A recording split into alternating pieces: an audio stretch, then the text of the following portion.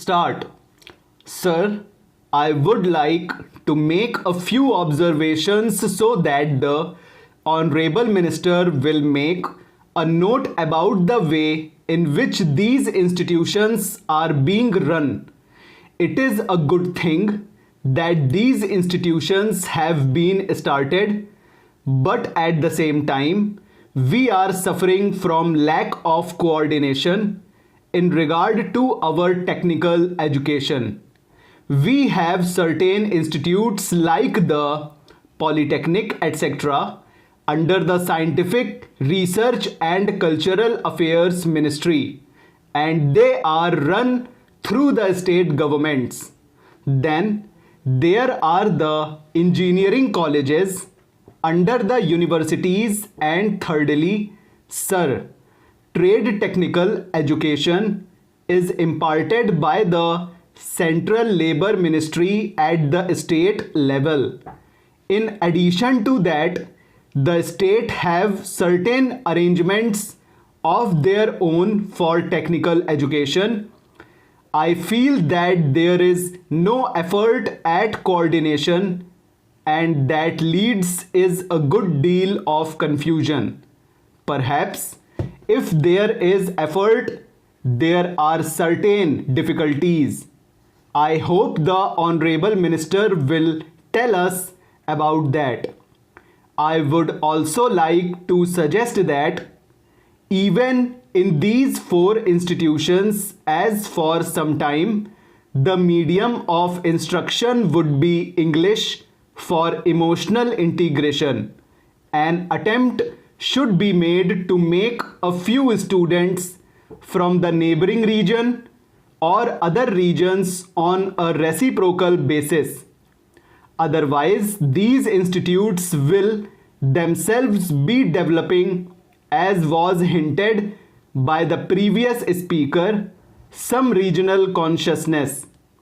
There is great difficulty, sir, with regard to technical personnel for teaching, and I am not aware in what way these institutes will be staffed. Perhaps some foreigners will be brought in, but at the same time, with the arrangements existing at present for taking technical help from different countries, Russia, UK, US, and Germany, I do not know whether there will be special courses provided in these institutes from the teaching staff from those different countries. What arrangements there are, one does not know.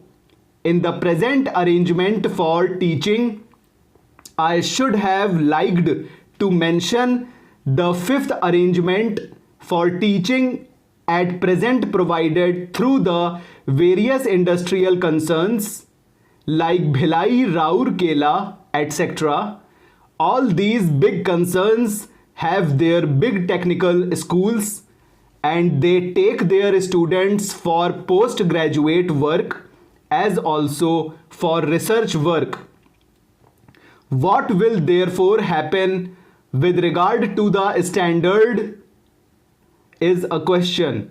Sir, we are not at all sure in our country about the correct use of terms. I would, for instance, mention here the word polytechnic.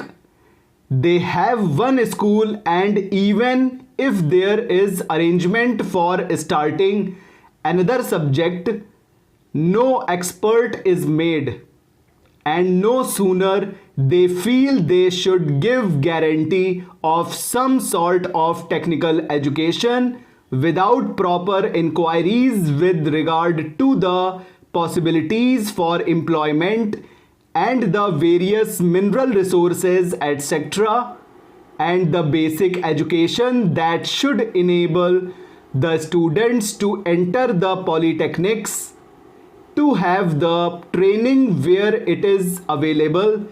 These polytechnics are started. Similarly, there is some confusion about the use of the word university. We have the Roorkee University for one subject viz engineering. So it seems there is going to be one university for one faculty.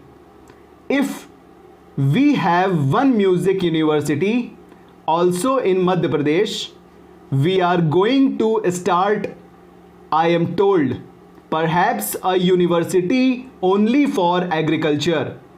So if these institutes are there, which term seems to be really the appropriate word in place of these one faculty universities? I think the Honorable Minister should take the initiative in determining what should be the exact connotation of these terms. Otherwise, one day, as was pointed out, there will be perfect confusion. There comes also the question of the recognition of the degree given by these institutes. Of course, if the training with the special facilities available and the specially recruited staff available is of a high standard, naturally people would be very anxious to recruit the people who have passed out from there. In the beginning, there will not be any trouble with regard to making use of the graduates turned out from there. But the question of recognition has to be decided on certain principles, and those principles should be laid down and followed from the beginning. Now, I would like also to mention the question about scholarships. It was pointed out that certain scholarships, especially to the children of the working class, should be given. I would like to point out here that there is already provision for that and it is not something new. What I would like to stress is that scholarships should be in larger numbers. The scholarships do not seem to be adequate for the rising standard of living and the cost of living. The scholarships that are given do not meet half the need. There is yet another matter which the Honorable Minister is the proper person to inquire about, and that is the merit scholarships that are available in different states to students for technical subjects or to other students who pass with very high marks are not given by the states if they read outside the state, full stop.